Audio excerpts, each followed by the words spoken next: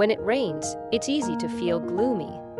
But rain is nature's way of renewal. Think of the Lotus Sutra, Chapter 5. The rain falls equally on all trees, big or small. Rain nourishes all things. On a rainy day, slow down and notice the world. The drops on leaves, the cool breeze, the sound of rain. They all invite calm. Life's troubles are like rain. They might seem unpleasant, but they help us grow. Instead of worrying, let the rain remind you of growth and patience. A rainy day is a chance to rest and reflect.